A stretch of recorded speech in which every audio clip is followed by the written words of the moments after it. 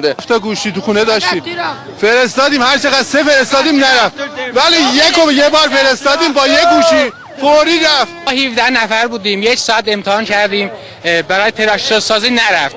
پیروزی یه بار امتحان کردیم بلافاصله رفت. خب ما خودمون 6 تا موبایل تو خونه داشتیم، 5 تا برای سه فرستادیم نرفت، ولی یه دونه برای سایر تیم‌ها فرستادیم رفت.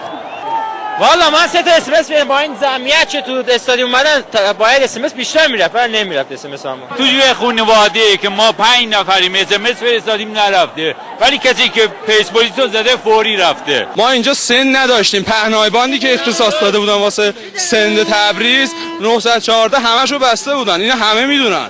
برنامه 94 بار اسمس دادم هیچ کدومش نرفت. من از شهرستان مرند اومدم 60 کیلومتری تبریز، خب 3 تا اسمس خودم فرستادم، بابام فرستاد، خواهرم فرستاد، هیچ کدوم نرفت. تا گوشی داریم آقا اصلا یه دونه‌ش هم نرفت. اسمس های آذربایجان رو کلا قطع کرده بودن. نه فقط تبریز رو بسته بودن جلوی. مطمئن؟ آره.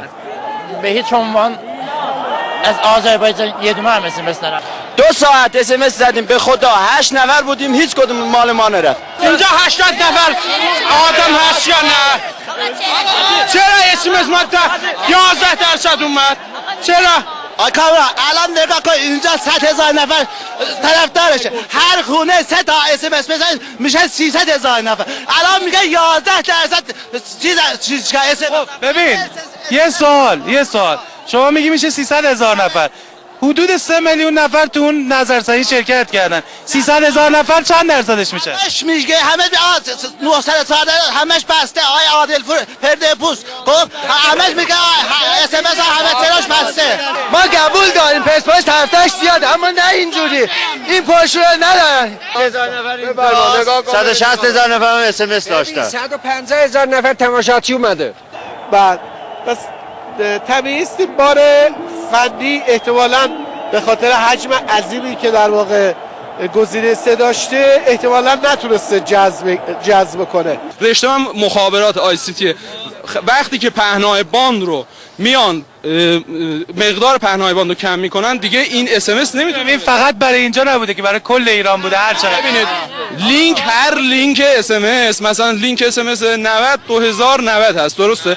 هر لینک اسمس به ازای هر دقیقه میتونه 3600 تا دریافت و ارسال داشته باشه که دریافتش 3600 تا میشه باشه، ارسالش نصف اون مثلا مقدار میتونه باشه. این از لحاظ پهنای باند اونا.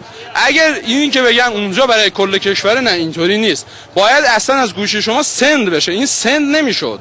شاید شیوه هایی که برای بروز این نظرسنجی بود در واقع میتونه محل سوال باشه، چرا که خب شاید خیلی ها موبایل نداشته باشن یا امکان ارسال پیام براشون مقدور نشد.